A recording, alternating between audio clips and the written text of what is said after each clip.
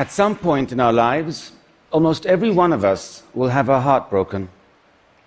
My patient Kathy planned her wedding when she was in middle school. She would meet her future husband by age 27, get engaged a year later, and get married a year after that.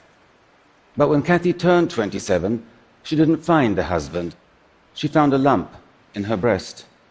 She went through many months of harsh chemotherapy and painful surgeries, and then just as she was ready to jump back into the dating world, she found a lump in her other breast and had to do it all over again. Kathy recovered, though, and she was eager to resume her search for a husband as soon as her eyebrows grew back in. When you're going on first dates in New York City, you need to be able to express a wide range of emotions. Soon afterwards, she met Rich and fell in love. The relationship was everything she hoped it would be. 6 months later, after a lovely weekend in New England, Rich made reservations at their favorite romantic restaurant. Kathy knew he was going to propose, and she could barely contain her excitement. But Rich did not propose to Kathy that night. He broke up with her. As deeply as he cared for Kathy, and he did, he simply wasn't in love.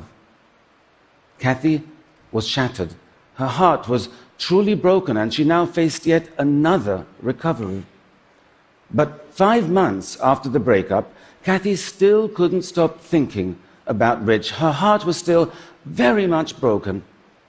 The question is, why? Why was this incredibly strong and determined woman unable to marshal the same emotional resources that got her through 4 years of cancer treatments? Why do so many of us flounder when we're trying to recover from heartbreak? Why do the same coping mechanisms that get us through all kinds of life challenges fail us so miserably when our heart gets broken? In over 20 years of private practice, I've seen people of every age and background face every manner of heartbreak. And what I've learned is this: when your heart is broken, the same instincts you ordinarily rely on will time and again lead you down the wrong path. You simply cannot trust what your mind is telling you. For example, we know from studies of heartbroken people that having a clear understanding of why the relationship ended is really important for our ability to move on. Yet, time and again, when we are offered a simple and honest explanation, like the one Rich offered Kathy, we reject it. Heartbreak creates such dramatic emotional pain, our mind tells us the cause must be equally dramatic. And that gut instinct is so powerful, it can make even the most reasonable and measured of us come up with mysteries and conspiracy theories where none exist. Kathy became convinced something must have happened during her romantic getaway with Rich that soured him on the relationship, and she became obsessed with figuring out what that was. And so she spent countless hours going through every minute of that weekend in her mind, searching her memory for clues that were not there. Kathy's mind tricked her into initiating this wild goose chase, but what compelled her to commit to it for so many months? Heartbreak is far more insidious than we realize. There is a reason we keep going down one rabbit hole after another, even when we know it's going to make us feel worse. Brain studies have shown that the withdrawal of romantic love activates the same mechanisms in our brain that get activated when addicts are withdrawing from substances like cocaine or opioids. Kathy was going through withdrawal. And since she could not have the heroin of actually being with Rich, her unconscious mind chose the methadone of her memories with him. Her instincts told her she was trying to solve a mystery, but what she was actually doing was getting her fix. This is what makes heartbreak so difficult to heal. Addicts know they're addicted. They know when they're shooting up. But heartbroken people do not. But you do now. And if your heart is broken, you cannot ignore that. You have to recognize that as compelling as the urge is, with every trip down memory lane, every text you send, every second you spend stalking your ex on social media, you are just feeding your addiction, deepening your emotional pain, and complicating your recovery. Getting over heartbreak is not a journey. It's a fight. And your reason is your strongest weapon. There is no breakup explanation that's going to feel satisfying. No rationale can take away the pain you feel. So don't search for one. Don't wait for one. Just accept the one you were offered, or make up one yourself, and then put the question to rest, because you need that closure to resist the addiction. And you need something else as well. You have to be willing to let go, to accept that it's over. Otherwise, your mind will feed on your hope and set you back. Hope can be incredibly destructive when your heart is broken. Heartbreak is a master manipulator. The ease with which it gets our mind to do the absolute opposite of what we need in order to recover is remarkable. One of the most common tendencies we have when our heart is broken is to idealize the person who broke it. We spend hours remembering their smile, how great they made us feel, that time we hiked up the mountain and made love under the stars. All that does is make our loss feel more painful. We know that. Yet we still allow our mind to cycle through one greatest hit after another, like we were being held hostage by our own passive-aggressive Spotify playlist. Heartbreak will make those thoughts pop into your mind, and so to avoid idealizing, you have to balance them out by remembering their frown, not just their smile, how bad they made you feel. The fact that after the lovemaking, you got lost coming down the mountain, argued like crazy, and didn't speak for 2 days. What I tell my patients is to compile an exhaustive list of all the ways the person was wrong for you, all the bad qualities, all the pet peeves, and then keep it on your phone. And once you have your list, you have to use it.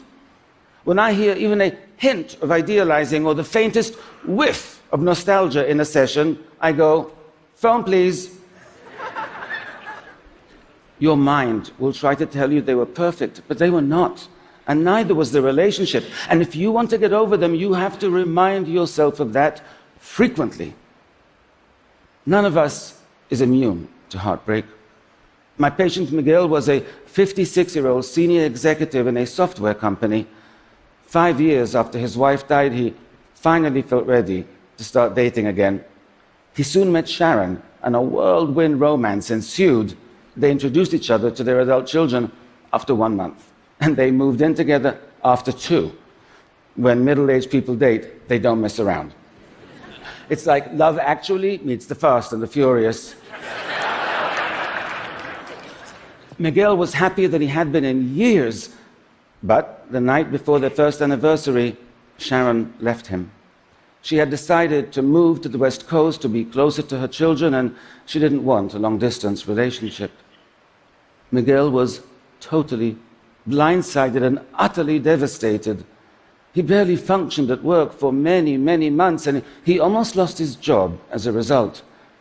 Another consequence of heartbreak is that feeling alone and in pain can significantly impair our intellectual functioning, especially when performing complex tasks involving logic and reasoning. It temporarily lowers our IQ.